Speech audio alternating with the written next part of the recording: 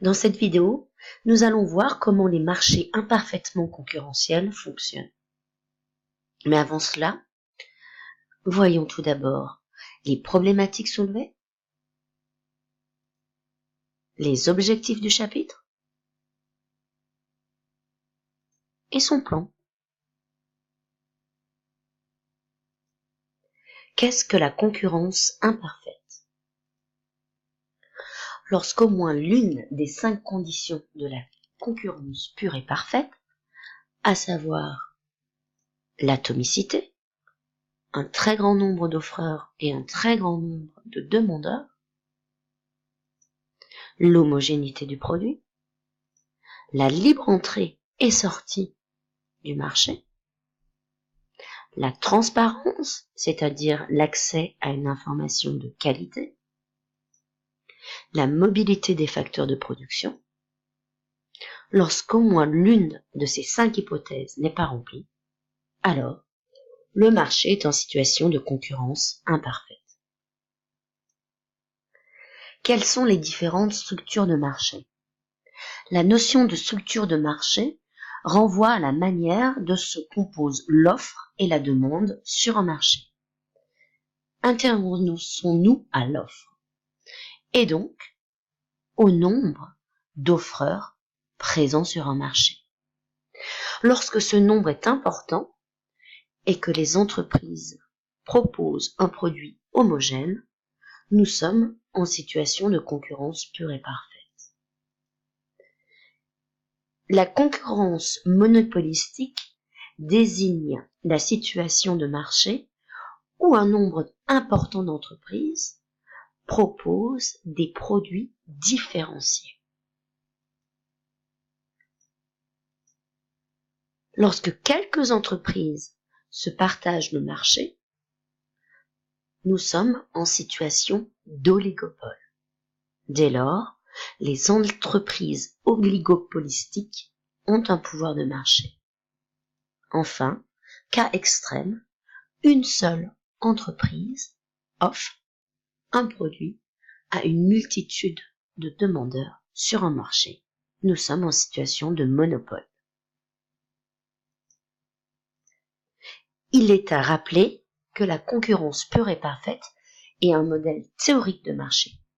Cela signifie donc que dans les faits, cette situation, cette structure de marché ne se rencontre pas. La concurrence monopolistique est une situation de marché relativement fréquente. En effet, les entreprises sont nombreuses à produire des biens ou services facilement substituables. Elles doivent donc différencier leurs produits par des caractéristiques intrinsèques, que celles-ci soient objectives ou subjectives. Les oligopoles sont plus nombreux que l'on peut le croire. Certaines entreprises détiennent en effet plusieurs marques. Les situations de monopole peuvent s'expliquer, d'une part, par le coût élevé des infrastructures, c'est-à-dire du capital fixe, nécessaire à la production, et qui joue alors le rôle de barrière à l'entrée. On peut prendre l'exemple de la production d'électricité. On parle alors de monopole naturel.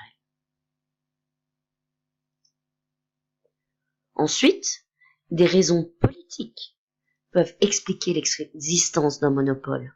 C'est le cas par exemple des fonctions régaliennes de l'État, telles que l'armée. L'existence d'un brevet est aussi une explication à l'existence d'un monopole, même si celui-ci est temporaire. On parle, dans ces deux cas, de monopole légal. Qu'est-ce que le pouvoir de marché? Le pouvoir de marché désigne la capacité d'une entreprise à imposer un prix de vente élevé en raison de son poids sur le marché. Plus l'on s'éloigne de la situation de concurrence pure et parfaite, plus le pouvoir de marché des entreprises est important. On dit alors qu'elles sont faiseuses de prix. Quelle stratégie les entreprises mettent-elles en œuvre pour renforcer leur pouvoir de marché? Tout d'abord, comment s'assurer une situation de monopole? Eh bien, par concentration. La concentration désigne le processus d'augmentation de la taille moyenne des entreprises et de diminution de leur nombre sur un marché donné, ce qui peut engendrer la création d'un oligopole ou d'un monopole. On distingue la concentration verticale et la concentration horizontale. La concentration verticale est le regroupement d'entreprises situées à différents stades du processus productif. Par exemple, l'exploitation agricole produisant du café et du chocolat, l'entreprise agroalimentaire transformant ce chocolat et ce café en barres protéinées, et le magasin spécialisé vendant ces dites barres protéinées et chocolatées. La concentration horizontale. Il s'agit d'un regroupement d'entreprises qui fabriquent le même produit. Ici, le même service de vente.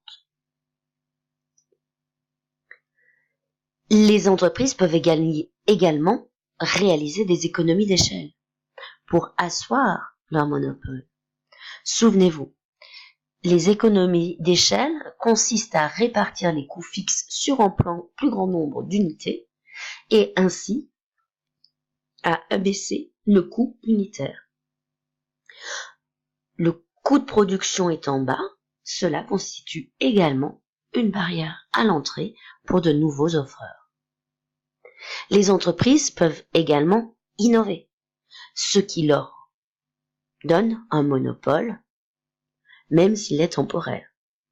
Tout d'abord, l'innovation de procédés, qui permet de produire plus à un coût égal ou moindre, et donc d'augmenter sa compétitivité prix.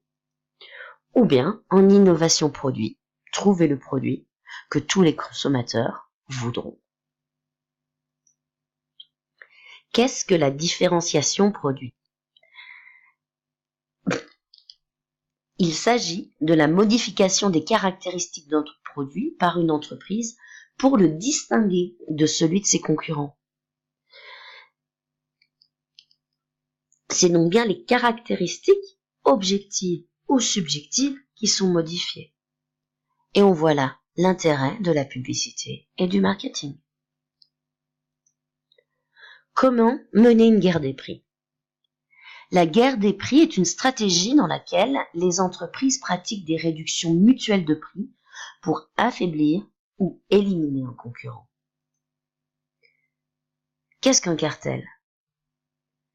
Le cartel est un groupe de concurrents qui s'unissent pour limiter la concurrence, par exemple en contrôlant les prix, ou les quantités produites, ou encore en se partageant les marchés. Comment réguler la concurrence? On voit bien que pour lutter contre la tendance des entreprises à se regrouper, il appartient au pouvoir public d'intervenir pour les contraindre à respecter les règles de la concurrence et permettre au marché de continuer à fonctionner. Par exemple, des lois antitrust ont été promulguées aux États-Unis. La Commission européenne est en charge de la politique de la concurrence de l'Union européenne. Ainsi, certaines ententes illégales ont été mises à jour, des cartels remis en cause, ou des opérations de concentration ont été refusées.